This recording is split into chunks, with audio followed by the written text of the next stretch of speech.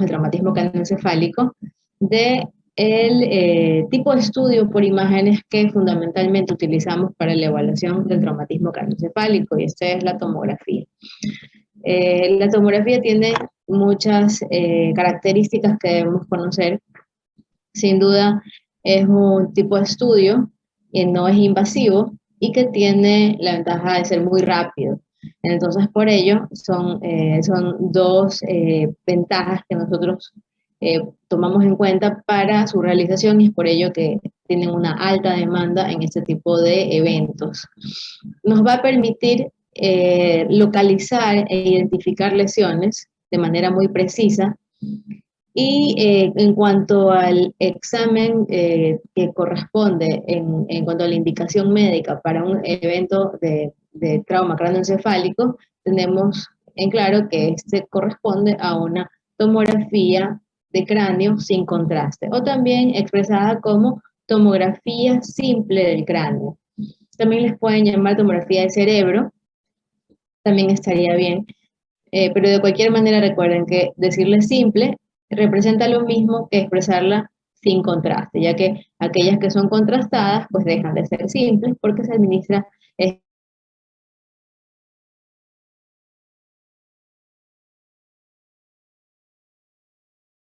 medicamento que no de otras situaciones que en este caso pues no son las. ¿Listo? Ok, bueno, en cuanto a qué es lo que nosotros podemos observar en una tomografía del cráneo, en una situación en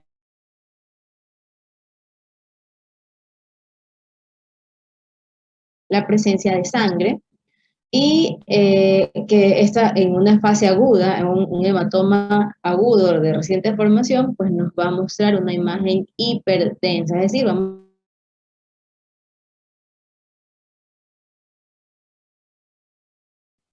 Sí me están escuchando, chicos, o es un poquito entrecortado. Se le Se entrecorta. entrecorta Sí, acá. sí, justamente Ahí está en en el una pequeña internet. interferencia, así que voy a repetir esta última parte por si acaso. Entonces, lo que les decía, en tomografía vamos a determinar dos hallazgos fundamentales en cuanto a la detección de una lesión por traumatismo craneoencefálico. En primer lugar, la presencia de sangre, una lesión aguda que tiene sangre en su interior, es una hemorragia, se va a ver hiperdensa.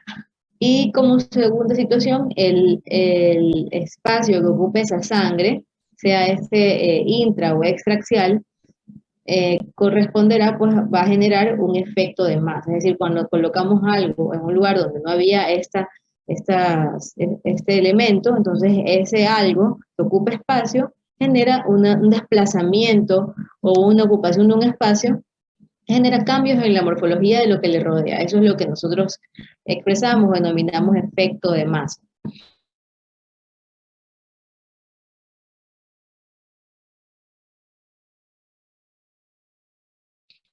Situaciones tenemos el sangrado que va a observarse, como ya les mencionaba, hiperdenso, es decir, se va a ver blanco. Si nos dirigimos hacia la imagen de tomografía que se encuentra a un lado de esta diapositiva, nosotros vamos a ver un área blanca, eminentemente evidente para todos, ¿verdad? Que nos va a demostrar que aquí existe una lesión.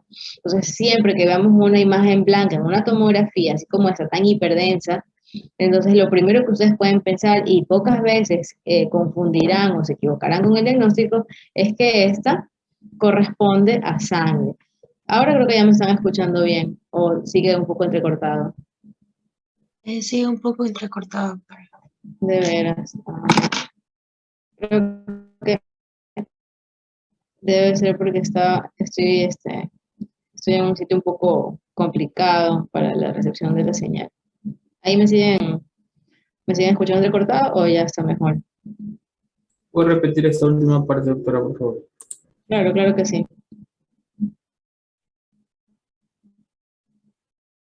Ahí un ratito.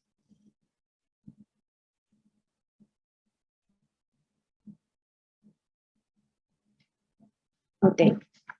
A ver, entonces, volviendo a lo que correspondía al traumatismo cráneoencefálico, les mencionaba que en tomografía vamos a ver dos principales características. La imagen que nos demuestra el sangrado, que va a ser una imagen hiperdensa debido a que en el caso de que sea un traumatismo agudo, ¿verdad? Cuando vemos la tomografía justamente en las primeras horas o días de la presentación o de la generación del traumatismo, vamos a ver que la hemorragia pues se va a ver hiperdensa, se va a ver blanca. Y este sangrado puede acumularse en diferentes sectores, puede hacerlo a nivel del parénquima, puede hacerlo en los espacios que mencionamos en la clase anterior, que sean subdural, epidural o a nivel del espacio subaracnoideo, puede estar a nivel de las cisternas, ¿verdad? O a nivel intraventricular. Esta presencia de hemorragia en el cerebro va a ocupar un espacio que determina que exista algo que nosotros denominamos efecto de masa, que consiste en el desplazamiento o en la compresión de las estructuras normales que conforman al cerebro, siendo por ejemplo lo más frecuente que nosotros podamos ver que las lesiones que son de gran tamaño compriman el sistema ventricular y desplacen las estructuras de la línea media hacia el lado contralateral. Entonces, eso es lo que usualmente vamos a observar en grandes sangrados cerebrales. Para poder evaluar el traumatismo craneoencefálico, tenemos como una manera de poderlos ubicar esta clasificación que les muestro, que corresponden a las diferentes localizaciones donde vamos a encontrar el sangrado. De acuerdo a la localización del sangrado, vamos a tener una morfología que va a ser muy característica de ese tipo de hemorragia y ese tipo de localización para así poderlas distinguir. Entonces vamos a tener que existen hematomas a nivel epidural, hematomas subdurales, hemorragias intracerebrales y también hemorragias subaracnoideas. Todas pueden darse a causa de un traumatismo craneoencefálico. Y a veces, pues, el desarrollo de estas diferentes localizaciones depende del grado del traumatismo, depende del tipo de traumatismo, de la localización donde se da el traumatismo, así como también no exclusivamente va a haber un solo tipo de hematoma o de localización. Puede haber un traumatismo que condicione varias de estas localizaciones. Y esto pues nosotros lo vamos a poder distinguir más adelante. Obviamente, pues para el inicio del estudio de las hemorragias intracraneales por traumatismo, nosotros vamos a evaluarlas de manera individual. Es decir, en una primera instancia solo vamos a ver hematomas epidurales, luego solo hematomas subdurales, luego solo hemorragias subaracnoideas y luego solo hemorragias intracerebrales. Pero queda desde ya la pauta de que pueden coexistir las diferentes localizaciones en una misma en un mismo paciente que tenga un traumatismo craneoencefálico. Así que bueno, antes de pasar, vamos a hacer una pequeña pregunta, ¿sí? A alguno de nosotros que estamos aquí en la clase. A ver, vamos a hacerlo con un estudiante que ingresó al final, el estudiante Juan José Vélez. Juan José. Presente, doctor. Juan José, ahora estamos hablando de estas diferentes localizaciones, pero es importante saber si todos estamos en la misma página. Entonces, si yo te digo que un hematoma tiene una localización epidural, ¿dónde se encuentra ese hematoma? La dura madre. Sería en el espacio epidural. Y el espacio epidural está conformado por, lo que tú dijiste es... Por la dura madre y por la aranoides. En realidad es solamente dura madre. Son las dos capas de dura madre, pero la idea es esa, ¿no? Está en el espacio epidural. Ahora, Liz Verde Soto. Doctora, le escucho. Liz, Bueno. ahora, el hematoma subdural, ¿dónde estaría localizado? Para que tus compañeros recuerden. Por debajo sería de lo que es la dura madre y lo que va a ser la aracnoide. Correcto, entonces ese sería el espacio subdural. Y así de fácil, como le pregunté a Liz, para Juan Andrés Zambrano. Juan Andrés. Yo estoy, doctora. La hemorragia subaracnoidea, ¿dónde? ¿Dónde va a estar localizada entonces? Debajo de la aracnoides y... Sí, debajo de la aracnoides. Y por encima de la pía madre. Así es, correcto. Entonces ya tenemos una revisión, ¿verdad?, rápida de estos espacios que mencionamos en la clase anterior para poderlos recordar. Entonces, bueno, hemos hablado ya de las densidades, otra vez recordemos, hipodenso, isodenso, hiperdenso. Fíjense, aquí tenemos la imagen de tomografía que nos permite poder ver de manera objetiva los términos que ya nosotros vimos en la clase pasada. Entonces, cuando hablamos de hiperdenso, hablamos de aquellas lesiones o estructuras que tienen una tonalidad blanca en la tomografía. Entonces, en este ejemplo en particular, nos vamos a enfocar en la lesión que se observa. La lesión, la voy a detallar, la voy a delimitar. Esperen un momento que no me salen las herramientas. Okay. Entonces, si hablo de la lesión, me refiero a esta zona que tengo aquí a un lado, ¿verdad? Esto es lo que estoy delimitando como hiperdenso. Y este es el mismo paciente, solamente que estamos en diferentes tiempos de evolución de esa hemorragia. Entonces, en este paciente que estamos nosotros observando, tenemos en la misma lesión, por el diferente tiempo de evolución, vamos a tener diferentes densidades. Entonces, tenemos en claro que esta primera imagen es una lesión hiperdensa. Luego tenemos en la imagen que está en el medio, aquel término que mencionábamos antes, que ahora será mucho más fácil de determinar, que es el término isodenso. ¿Por qué decimos isodenso? Lo comparamos con el parénquima y es muy similar. Es más, podría pasarse por alto. Luego voy a borrar la imagen y ustedes van a ver que cuando tenemos poca experiencia, las imágenes isodensas o las lesiones isodensas pueden pasar inadvertidas si las vemos de manera muy rápida.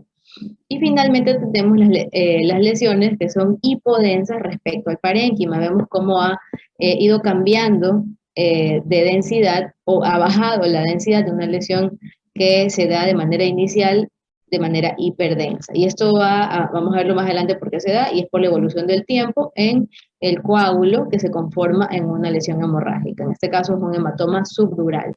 Entonces ya tenemos en claro que tenemos estas diferentes densidades, y las densidades van de la mano con el tiempo de evolución. Entonces, como no vamos a estar expresando que tiene 3 días, 5 días, o 4 días, o 20 días de evolución, más práctico, nosotros agrupamos en relación a la densidad que observamos en 3 etapas fundamentales.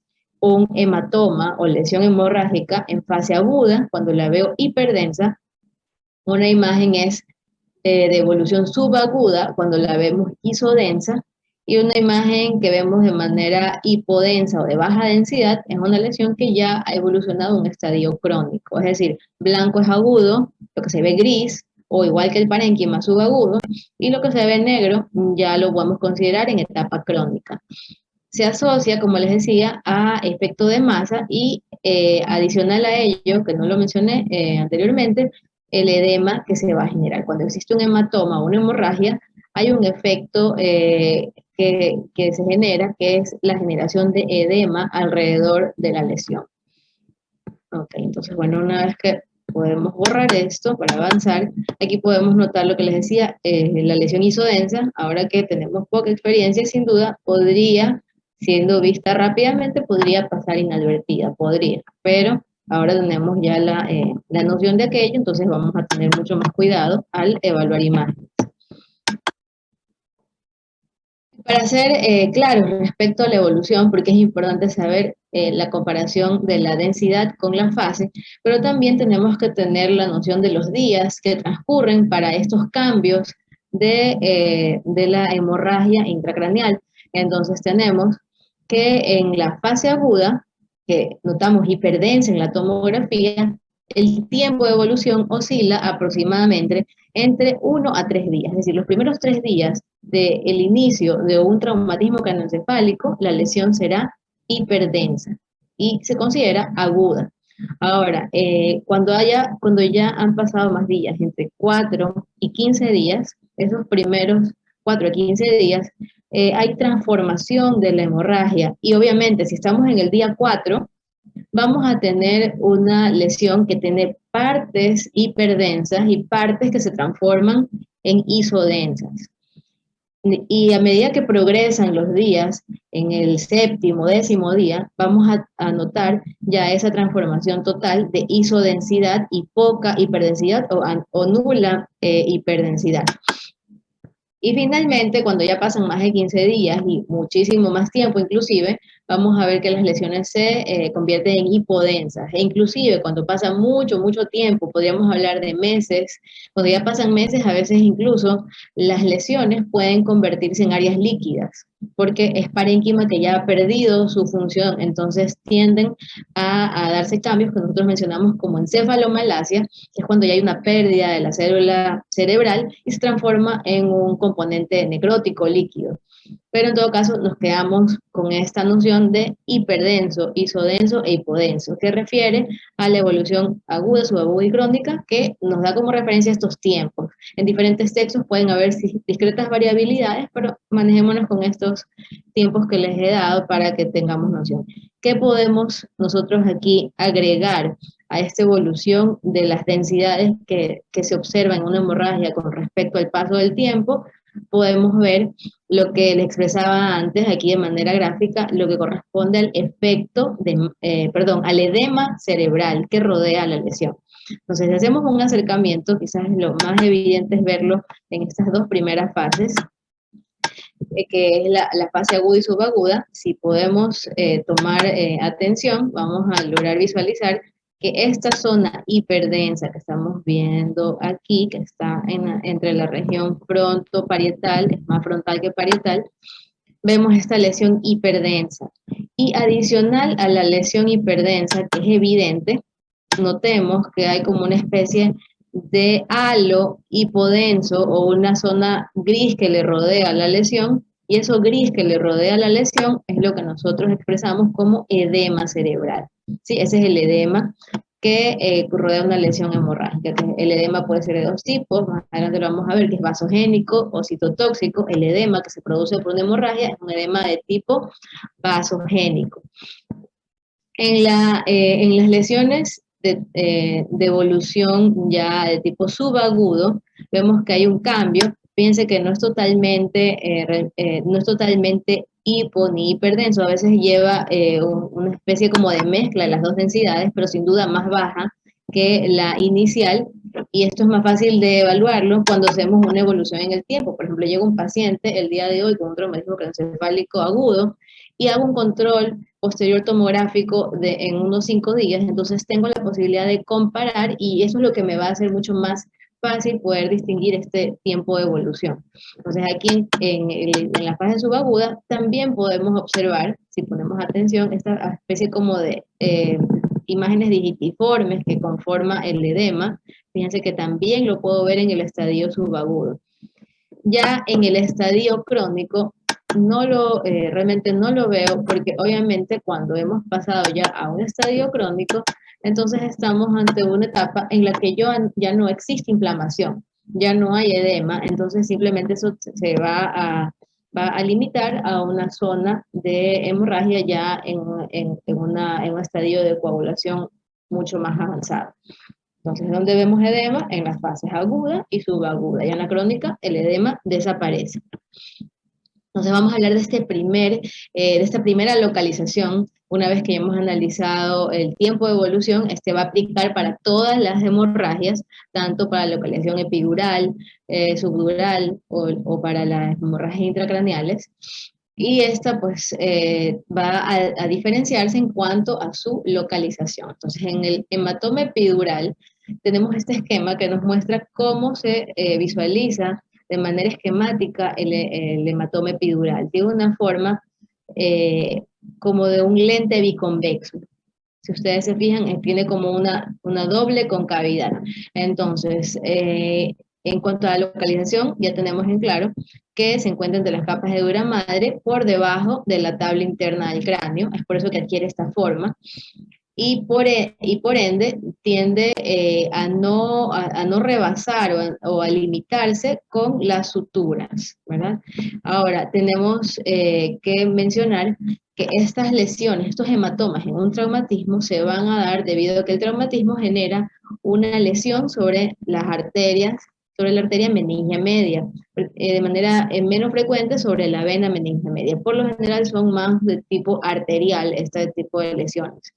Y adicional a ello, una clave diagnóstica que debemos considerar es que se presentan mucho más frecuentemente los hematomas epidurales ante la presencia de una fractura craneal. Sobre todo, las más frecuentes se dan a nivel temporal, en un alto porcentaje de hasta un 95% de los pacientes en quienes puede asociarse una fractura de la bóveda craneal con un hematoma epidural.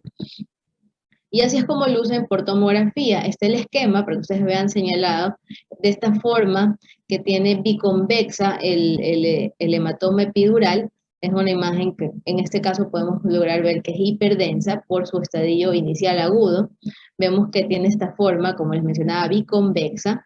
Vemos que es una lesión que ocupa espacio, que es importante de señalar respecto a la localización epidural, que tenemos nosotros que mencionar que esta lesión se encuentra por fuera del cerebro. Está por fuera porque está en la zona que corresponde a las meninges, no es intracraneal, es extracraneal, y a ello nosotros lo expresamos, en vez de decirle extracraneal, le mencionamos como extraaxial, es la manera de decirlo de manera más correcta. Entonces, si la lesión es externa al cráneo, porque esto no está dentro del cerebro, está por fuera del cerebro en las meninges, entonces esto es una lesión extraaxial. A su vez, tenemos la característica que les mencionaba anteriormente, que no cruza las suturas, y en cuanto a su localización más habitual, tenemos la región temporoparietal. Sin embargo, esto no es un limitante, pueden haber hematomas epidurales en cualquier localización. ¿Qué podemos detallar de esta imagen? Hay algunas cosas que nosotros podemos observar. Por ejemplo, en esta imagen que vemos el hematoma, lo primordial el día de hoy es nosotros poder definir la forma e identificar los hematomas epidurales, pero también hay otros detalles que no son importantes. Fíjense que yo trazo esta línea roja. Esta línea corresponde a lo que mencionamos como línea media. Cuando veíamos las imágenes normales, veíamos la cisura interhemisférica y los dos hemisferios, ¿verdad? Que nos permiten observar la normalidad. Pero aquí yo puedo ver que la línea, no sé si ustedes la logran ver aquí, la línea interhemisférica es esta donde yo tengo mi flecha roja. ¿Y qué pasa respecto a la línea que yo tracé? Implica que la línea media está desviada. ¿Desviada por qué? Porque esta lesión ocupa espacio y desplaza a las estructuras de la línea media hacia el lado contralateral. Fíjense cómo la línea media más o menos es todo esto que yo estoy dibujando. Esta es la línea media que se está dando en este momento. Adicional a esto que les menciono, también podemos ver otra cosa. El efecto de masa no permite que yo, de manera normal, debería ver aquí estas estructuras que se denominan, recordemos cómo se llamaban, Darwin, por favor recuérdales a todos tus compañeros cómo se llama esto que estoy dibujando en esquema. Los ventrículos laterales. Correcto, el sistema ventricular, los ventrículos laterales. No los estoy viendo, los ventrículos laterales deberían estar ahí, pero ¿qué puedo ver? Fíjense que sí veo esta zona de aquí, Darwin. ¿Qué sería esta zona que veo aquí? ¿A qué correspondería? Ese sería el asta posterior del ventrículo lateral izquierdo.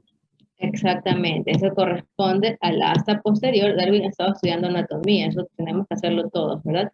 Entonces, a través de esa evaluación, donde yo veo que hay una asimetría, recuerden que les decía, las asimetrías son las que me ayudan a poder definir si es que existe o no patología. Entonces aquí veo con claridad que no solo hay cambio de la densidad, sino que también veo que existe una alteración de la simetría y de la morfología del líquido cefalorraquídeo que conforma el sistema ventricular.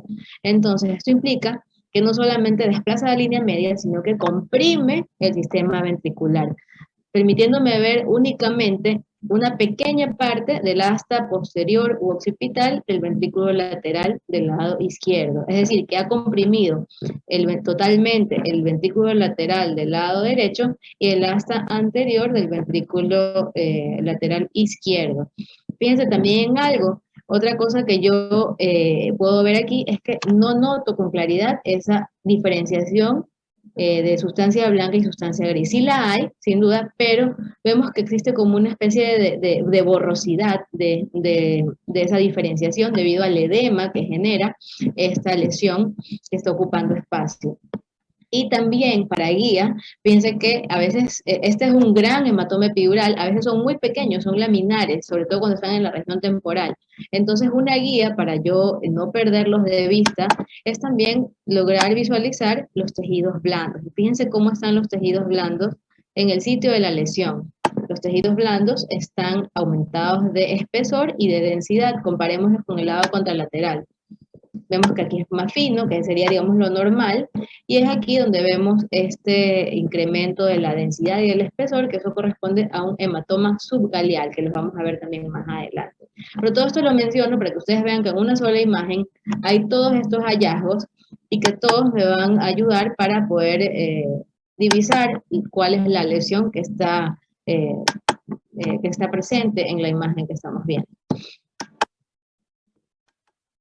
Entonces, ¿cómo describiría? Como ya se los mencioné, ya lo hemos descrito, pero de todas formas lo repetimos, siempre es importante hacer este análisis de una imagen, porque la regularidad nos lleva a ver la imagen y inmediatamente lo que surge es la respuesta de la impresión diagnóstica. Fíjense que hablo de impresión diagnóstica porque a través de las imágenes, a pesar de que estemos muy seguros de un diagnóstico, lo correcto es dar esa apertura a la indagación. Entonces uno puede dar una impresión diagnóstica, pero siempre hay la opción de que haya una comprobación distinta a través de una biopsia o en este caso de una evaluación física cuando por ejemplo es necesario hacer una cirugía para drenar ese líquido, por ejemplo, o ese hemorragia. Entonces ese es el término adecuado cuando queremos concluir nuestro diagnóstico, le decimos impresión diagnóstica. Esa impresión diagnóstica, vean que incluye que es una lesión en qué localización, en qué tiempo de evolución y en qué localización. Es por eso que si se fijaron ustedes en el mensaje que les mandé por nuestro grupo de WhatsApp, les envié las localizaciones para que ustedes puedan determinar y puedan tener noción de cuáles son las localizaciones en los diferentes lóbulos, de tal forma que las podamos colocar de manera adecuada. Y en este caso en particular es una lesión que ocupa la zona temporal y parietal derecha. Entonces ya lo describimos antes. Fíjense que el tipo de examen también es pertinente poderlo evaluar. Es importante saber distinguir una tomografía de cerebro simple, es decir, sin contraste, o una tomografía contrastada, y también distinguir la ventana. Acordémonos que en cuanto a ventanas, aquí la ventana ideal para la evaluación es la ventana de cerebro, pero adicional y sabiendo que puede haber una alta posibilidad de que haya fractura, una vez que reviso esta tomografía en ventana de cerebro, es obligatorio evaluar esta misma tomografía con la ventana ósea para determinar la existencia o no de una fractura a nivel craneal. Entonces, cuando describimos la imagen y hacemos esta descripción, porque esta es la que nos permite grabar esta información y poder saber de manera ya, digamos, inmediata que se trata de un hematoma epidural, entonces nosotros vemos. En primer lugar, siempre la densidad es muy particular en cuanto a la importancia que nos permite visualizar. Entonces, en el primer momento lo que nos llama la atención es lo hiperdenso que se ve. Entonces, vemos que la densidad de esta lesión es alta, es hiperdensa. Vemos su forma, que es biconvexa. Vemos su localización, que es temporoparietal derecha.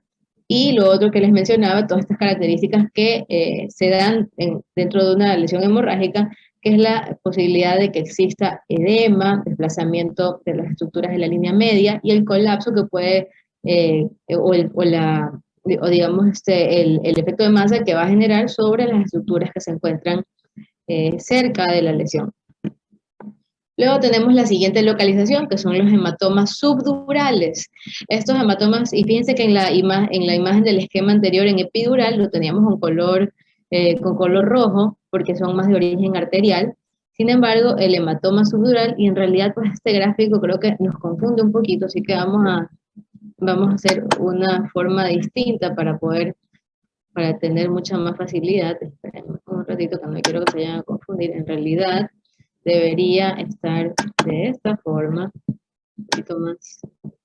No creo que el dibujo bien feo, pero la idea es que tengan una idea de pronto de más como una semiluna, digámoslo así, ¿ya? Este es como una semiluna. Me sale feo mi dibujo, así que después se los voy a mejorar. Ok, entonces, estos hematomas que vamos a ver ahora, a diferencia de los epidurales, son más frecuentes. Los epidurales son menos frecuentes, los subdurales son más frecuentes. Ya lo mencionamos antes, se encuentran en el espacio subdural, tal como su nombre lo indica, y este espacio está delimitado por la dura madre y la aracnoides, las dos capas más externas de las meninges. Aquí la lesión va a ser de tipo venoso, a nivel de venas comunicantes o puentes a nivel cerebral, por ello son más de origen venoso. Y también es importante mencionar que al ser más comunes, pues también tienen una mayor tasa de mortalidad. Y no solamente se van a producir ante eventos traumáticos muy severos, también se ven muy frecuentemente en pacientes adultos mayores, en quienes las venas son mucho más frágiles y ante un pequeño traumatismo, quizás imaginemos una caída de su propia altura y que cae y que hay un golpe sobre la cabeza en un paciente de edad avanzada, podría generar la formación de un hematoma subdural. Y a veces esos hematomas no son detectados y a veces aparece el paciente con el hematoma ya cuando esté aumentado de tamaño y se encuentra en una fase más adelantada. Ya no es agudo, sino que está en una fase crónica. Entonces tengamos presente ese detalle porque es algo que suele ocurrir, no solamente el paciente que se ha golpeado de manera inmediata, sino un paciente en edad avanzada que ha tenido un golpe que no se le ha prestado mucha atención porque no fue tan severo, pero sí genera luego pues los síntomas que van a darse cuando existe una ocupación de espacio a nivel cerebral. Vamos a continuar. Ok, entonces, vamos a ver el ejemplo de tomografía. Aquí está más claro. Entonces aquí, sin que yo dibuje, fíjense, la forma que tiene el hematoma subdural. Es a manera de una semiluna. Para recordar y poder ver, fíjense la forma del hematoma epidural como una lesión o una imagen biconvexa. Y en cambio, el hematoma subdural que nos permite ver una imagen semilunar. Esta conforma pues una lesión que cuando es aguda es hiperdensa. Esta forma semilunar implica que es cóncavo el hematoma respecto al parénquima cerebral, a diferencia del hematoma epidural que no cruza las líneas de sutura. El hematoma subdural sí puede hacerlo, pero otro detalle importante a mencionar del hematoma subdural es que no atraviesan la línea media, es decir, yo no voy a ver un hematoma subdural que pueda pasar de un hemisferio al otro, tienden a limitarse a un solo hemisferio, no atraviesan la línea media. Entonces, aquí un ejemplo de un hematoma subdural. Esta es una tomografía del cerebro que nos muestra una imagen hiperdensa. Esta ocupa gran parte del hemisferio del lado derecho, donde podemos ver una afectación frontoparietal. Vemos también lo que ya mencionábamos antes, el efecto de masa. Podemos ver con claridad el desplazamiento de las estructuras de la línea media. Fíjense, cuando yo hablo de la línea media, trazo una línea imaginaria y inclusive yo cuando hago un reporte, yo tomo una medida y digo, por ejemplo, al tanteo, les puedo decir que aquí pueden existir unos 20 milímetros, 25 milímetros de distancia entre la verdadera línea media, que estaría a esta altura, respecto a la línea media donde debería estar de manera normal. Entonces, este desplazamiento pues se da hacia la derecha, es decir, la lesión que ocupa espacio desplaza hacia el lado contralateral y comprime las estructuras, en este caso las más evidentes, corresponden al sistema ventricular. Fíjense cómo el asta posterior del ventrículo lateral izquierdo queda totalmente comprimida.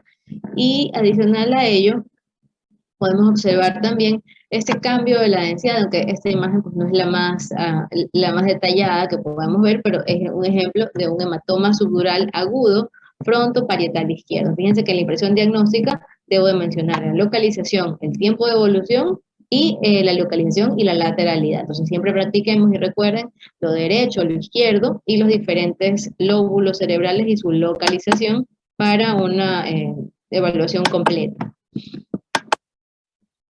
Entonces aquí les muestro el ejemplo de hematomas subdurales en diferentes estadios de evolución. Aquí, por ejemplo, tenemos un hematoma subdural en estadio agudo, donde lo podemos ver hiperdenso. Podemos ver el subagudo y fíjense aquí es un poco más complejo poderlo distinguir. Siempre los estadios subagudos son un poco más, requieren un poco más de atención para poderlos evaluar. Una clave que yo les puedo dar para que ustedes no se pierdan de evaluar una lesión de tipo subagudo o de evolución subaguda, es siempre evaluar los surcos corticales o los surcos subaracnoideos. Fíjense, en el hemisferio que no está afecto, que en este caso es el izquierdo, podemos ver nosotros los surcos con mucha claridad, los vemos en todas las regiones, pero ¿qué ocurre en el hemisferio contralateral? Vean esa asimetría. Los surcos no son evidentes en la imagen contralateral, se borran y eso no es normal. Entonces, de por sí ya notamos una asimetría y al no ver los surcos, sabemos que esto está ocupado por en este caso por una hemorragia que no es hiperdensa, pero tampoco es hipodensa. Entonces si tiene la misma densidad del parénquima que le rodea, entonces es una lesión subaguda. Fíjense entonces en cuanto a los surcos, y esta va a ser la clave para poder determinar lesiones subagudas que a veces pueden ser difíciles de determinar de manera, si no tenemos mucho cuidado. Y en esta última imagen nosotros tenemos ya una evolución hacia la cronicidad. Sin embargo, vemos que en este evento crónico aún permanece o se nota algo de desplazamiento de la línea media y de compresión del sistema ventricular. Y eso se debe a que hay ciertos eventos crónicos, como los que les decían los pacientes adultos mayores, que pueden reagudizarse. De hecho, eso puede pasar. Una reagudización de una lesión subdural crónica puede darse, y esta reagudización se debe a que esos vasos puente o esos vasos venosos son frágiles y quedan aún frágiles, y puede por cualquier otro evento o cualquier situación o inclusive un aumento de la presión arterial, ¿verdad? Puede generar un nuevo sangrado que combine lo crónico previo con una nueva hemorragia, y por eso también podemos tener ese tipo digamos, de excepción, de cambio, porque originalmente pues tenemos en claro agudo hiperdenso, subagudo isodenso y crónico hipodenso, pero hay esa posibilidad.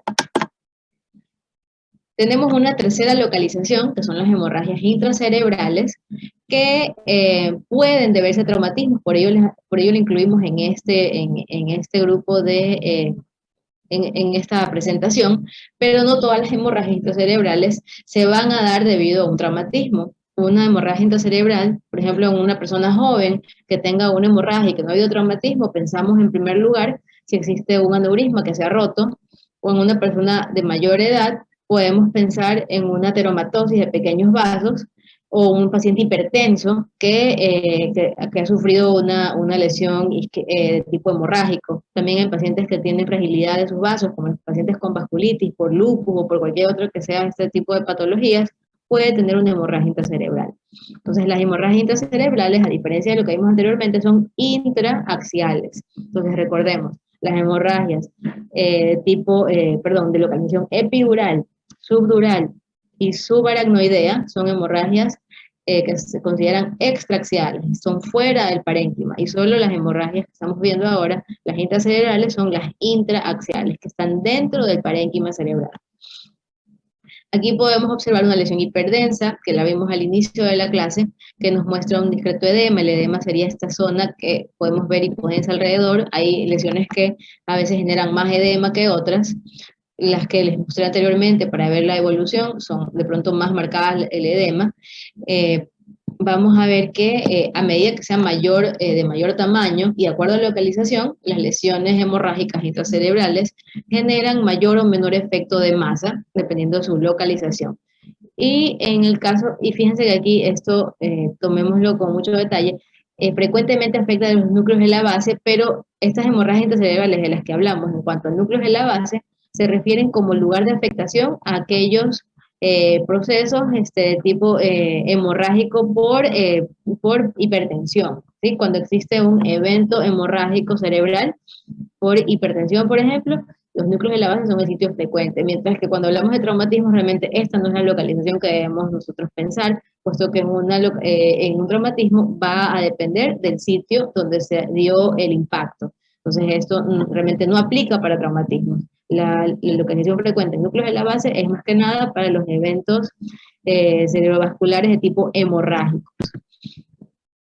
Para describir cómo nosotros expresamos una lesión hemorrágica intracerebral, recuerden que son lesiones de tipo intraxial, entonces en el caso que sea aguda, vamos a ver una lesión hiperdensa. Aquí en este caso está en topografía de los ganglios de la base, con precisión, les puedo decir que se encuentra en topografía del tálamo del lado izquierdo, se ve ese pequeño halo hipodenso alrededor, y vemos que genera una comunicación, y aquí podemos adelantarnos en algo, de que las lesiones hemorrágicas pueden no solamente estar concentradas en una sola localización, sino que pueden comunicarse a otros espacios.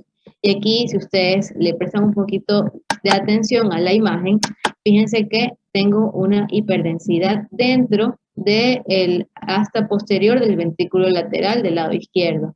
Eso es debido a que la hemorragia intracerebral se comunicó hacia el espacio intraventricular. Fíjense cómo en el lado contralateral tengo el asta posterior, veo los plexos coroideos, y en cambio en el lado contralateral no veo líquido cefalorraquídeo, veo sangre. Entonces por ello sé que aquí hay, aparte de una hemorragia intracerebral, también hay una hemorragia intraventricular, y esto se debe simplemente a una comunicación de las dos hemorragias.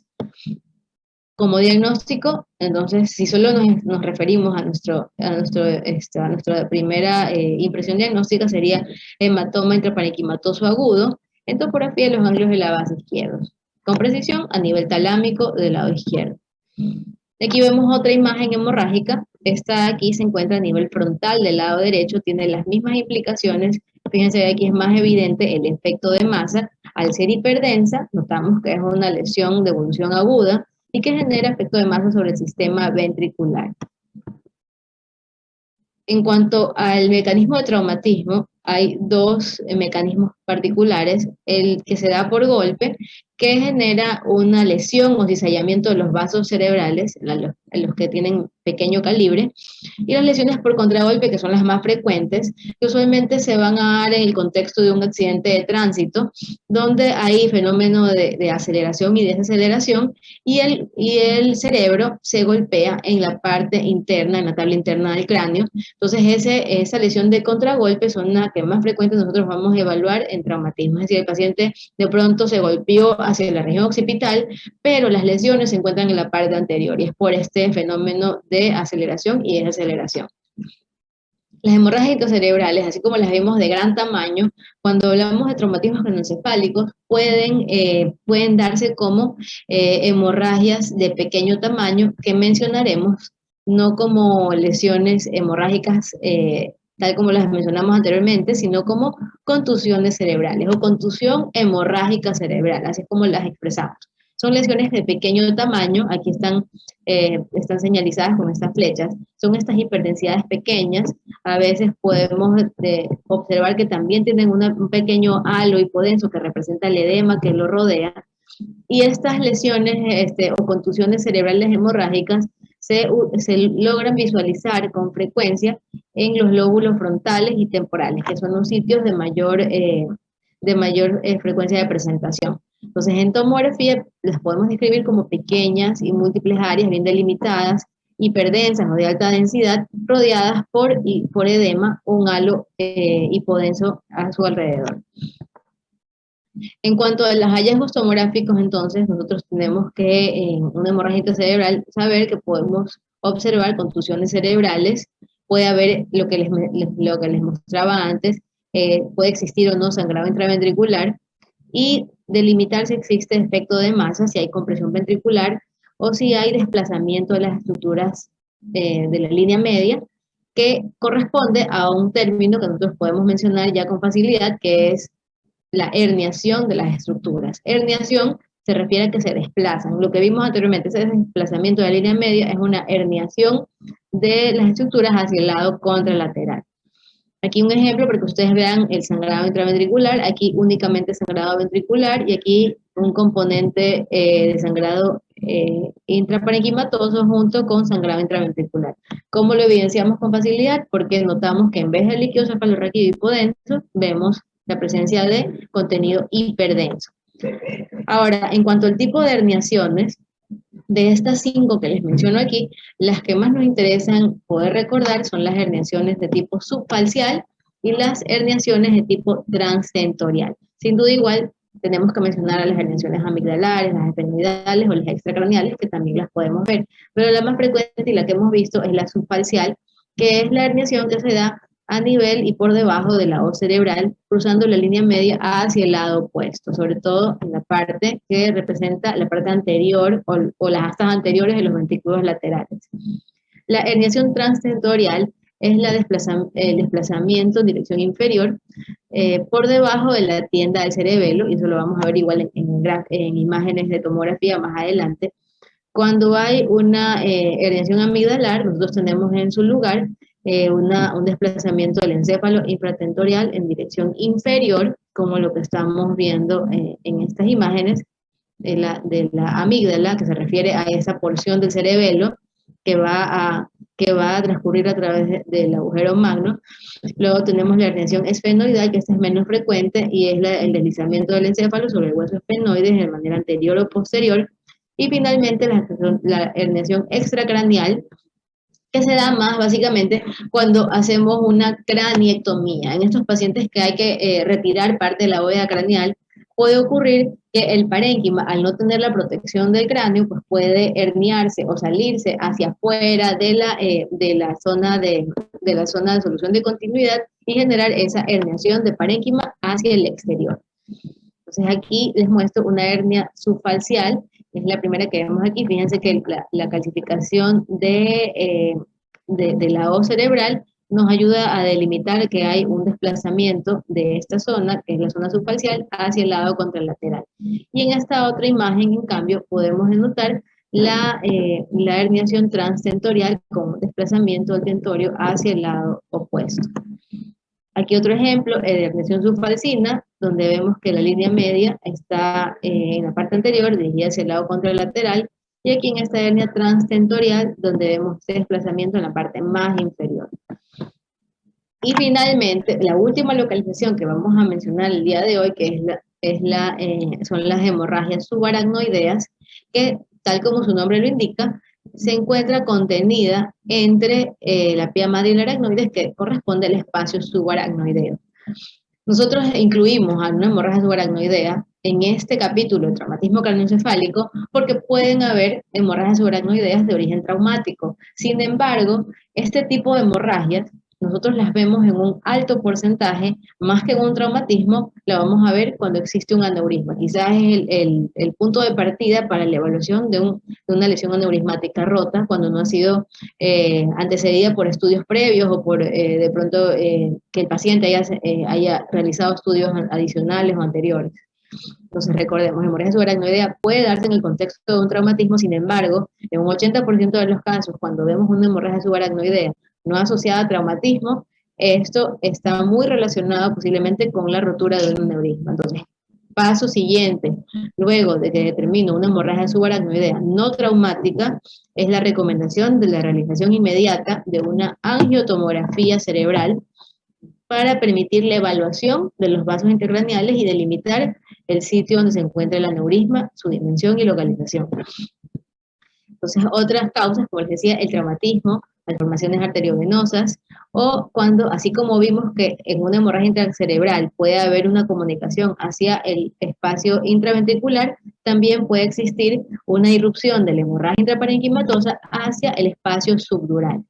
Y otra característica u otro diagnóstico que puede estar en relación con una hemorragia subaracnoidea son tumores que generen hemorragias, y estas hemorragias pues se dirijan hacia el espacio subaracnoideo. Entonces, en cuanto al espacio subaracnoideo, los espacios donde nosotros vamos a verlo con mayor detalle o con mayor facilidad son los espacios subaracnoideos a nivel de las cisternas de la base. Fíjense aquí que tenemos esta imagen como en estrella, donde nosotros podemos ver que de manera normal esto debería verse hipodenso. Cuando veíamos la imagen en estrella de la clase anterior, vemos que aquí hay hipodensidad, pero aquí debe circular líquido cefalorraquídeo, que en una imagen simple se debe ver negro. Pero aquí vemos esto blanco, entonces eso blanco nos implica que hay sangre a nivel del espacio subaracnoideo. Aquí estamos a nivel de las cisternas, pero también puede observarse a nivel de la cisura interhemisférica, a nivel de las cisuras de Silvio, o a nivel de los diferentes espacios subaracnoideos de la convexidad. Entonces, ya sin el diagrama, creo que lo tenemos mucho más fácil de visualizar. tenemos estos tres ejemplos de localización. Recordemos, hemorragias subaracnoideas van a variar digamos, de presentación o de aspecto de acuerdo a la cantidad de sangrado que exista y al origen de ese sangrado. Entonces, por ejemplo, si hablamos de esta imagen que estamos viendo aquí, la hiperdensidad que ustedes ven en las cisternas basales corresponde a la hemorragia subaracnoidea de esta primera imagen, que por lo general es más un patrón de tipo aneurismático, porque este tipo de patrones son generalmente asociados a un paciente que ha tenido la ruptura de un aneurisma, no tanto correspondería a un trauma. Aquí tenemos otra imagen donde podemos ver que el líquido cefalorraquídeo que normalmente rodea las cisuras, en este caso, esto que vemos aquí hiperdenso corresponde al borde de las cisuras de Silvio. Las cisuras de Silvio, en vez de estar llenas de líquido cefalorraquídeo, en esta imagen están llenas de contenido hemático agudo, que nos indica que en este paciente tenemos una hemorragia subaracnoidea.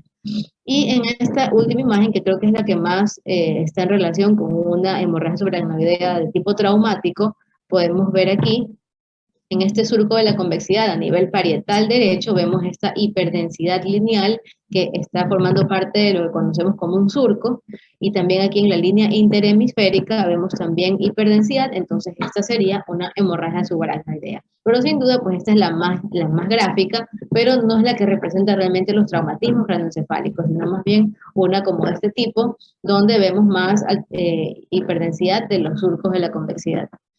Entonces, ¿cómo describimos este tipo de imágenes? Fácilmente podemos expresar que es una hiperdensidad en el espacio subaracnoideo, en las cisuras de Silvio, en los ángulos de la base, dependiendo de dónde lo observemos, y la impresión diagnóstica es hemorragia subaracnoidea. Aquí lo lógico que les debo puntualizar es que las hemorragias subaracnoideas se visualizan en su etapa aguda.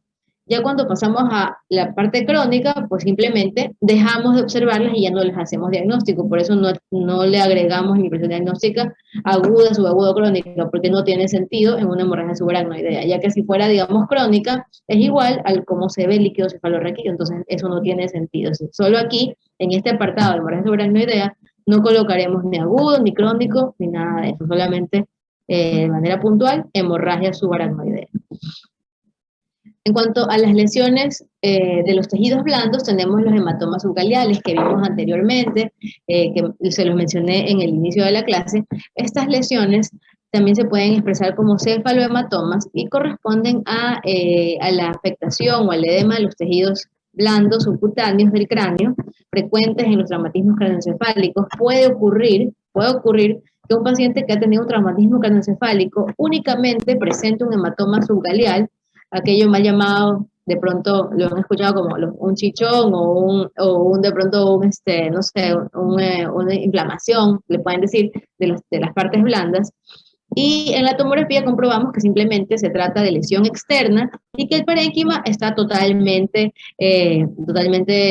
indemne, y por ello la tomografía pues nos ayuda no solamente a identificar lesiones, sino también a excluirlas y decir, bueno, este paciente no tiene lesión, así que bueno, le podemos dar el alta o simplemente lo enviamos a un servicio donde sea necesario pues, su atención. Entonces, en los hallazgos por tomografía, ese tipo de lesiones, vamos a ver unas imágenes que tienden a tener una forma semilunar, se localizan entre la piel y la calota, y por lo general, sobre todo en eventos agudos, son hiperdensas. Aquí, como ejemplo, nada más para que ustedes puedan tener una idea de cuál es la manera en la que nosotros hacemos los diagnósticos. Yo les hablaba que actualmente en imágenes nosotros tenemos que hacer los diagnósticos de manera digital. Entonces este es el ejemplo de cómo yo evalúo a un paciente cuando llega a mi estación de trabajo. Entonces aquí hice una captura para que ustedes vean que más o menos representando tal como lo hacemos en una de las herramientas que tenemos de trabajo tipo Microsoft Office, sea Word o en Excel, o comparándolo con un Paint. Fíjense que, de lo que yo les decía, tenemos muchas opciones de botones que nos permiten hacer diferentes cambios en la imagen. Entonces, por ejemplo, aquí yo tengo una ventana cerebral. Pero a yo aplastar el botón que corresponde, ¿verdad? De densidades, yo tengo una lista que se despliega donde tengo diferentes ventanas a las que yo puedo acceder. Entonces, por ejemplo, yo podría seleccionar la ventana de hueso y entonces al dar ese clic ya se convierte esta imagen que veo en ventana cerebral en una ventana de hueso. Y de esa forma yo puedo en este mismo estudio hacer una diferenciación, ¿verdad?, de los tejidos que corresponden al parénquima cerebral respecto a la bóveda craneal. En este tipo de herramientas, fíjense que tengo también la posibilidad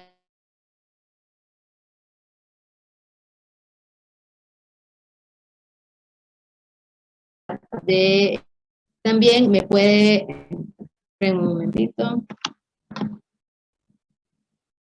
también me permite poder hacer mediciones del tamaño de las lesiones o también hay la opción de que yo vea la densidad de lo que estoy, o sea, poder acceder a determinar la densidad de esta lesión. Por ejemplo, aquí en esta imagen que les muestro, a nivel del cerebelo, en el hemisferio cerebeloso del lado derecho, veo esta zona hipodensa y de repente me interesa caracterizarlo. Entonces yo coloco de pronto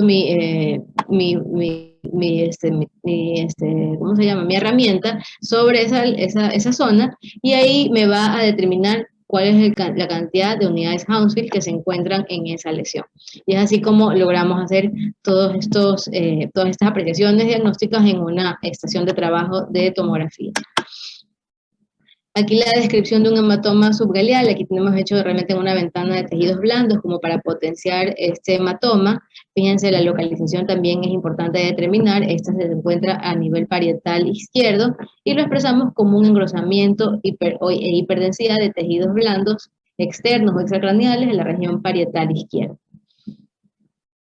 Y para culminar, recordemos, las fracturas también son importantes de determinar, lo hacemos, fíjense que en muchas órdenes médicas figuraba con frecuencia, creo que ya ha caído un poco en desuso, con la indicación de poner tomografía de cráneo B.O. Y esto que decía B.O. se refería a que no solamente brindemos imágenes, porque era cuando se imprimían placas, que se envíen placas del parénquima, sino que también se incluyan las de ventana ósea. Eso era la BO que se colocaba en las órdenes, o quizás de pronto algunos médicos todavía lo hagan así, donde querían que las impresiones de placas que se mandaban vengan no solamente con ventana de parénquima, sino también con ventana ósea. Entonces, estas imágenes nos muestran que existe una fractura importante en la región frontal del lado derecho. Cuando vemos un traumatismo craneoencefálico de manera rutinaria, debemos evaluar la calota craneal y muchas veces pues vamos a encontrar fracturas y lo vamos a hacer a través de la utilización de esta ventana de hueso. Las fracturas pueden ser lineales, la mayoría son así, prácticamente no hay desplazamiento de las tablas internas y externas. Pueden ser múltiples fracturas, es decir, aquellas que son más de una fractura, las expresamos con minuta, esto es a nivel del temporal. Hay fracturas más complejas, donde existe depresión de la fractura con un desplazamiento, un fragmento hacia interno, y esto hace que a veces tiendan a requerir un acceso quirúrgico. Fíjense cómo se ve en la imagen de reconstrucción, vemos cómo el impacto ha generado que el fragmento se hunda hacia y comprima el cerebro, y también hay las fracturas diastásicas, que se refieren a aquellas fracturas que justamente van a darse a nivel de las suturas y generan que se aperture o que se desplace un poco las suturas normales del cráneo. Cuando existen traumatismos severos, también puede haber entrada del aire hacia la parte interna del cráneo, y eso se denomina neumoencéfalo. El neumoencéfalo puede estar tanto a nivel extraaxial como intraaxial, dependiendo de la severidad de estas lesiones. Sin embargo, no solamente hay neumoencéfalo traumático, también puede ser posquirúrgico, puede ser inflamatorio, infeccioso o también, lamentablemente, iatrogénico.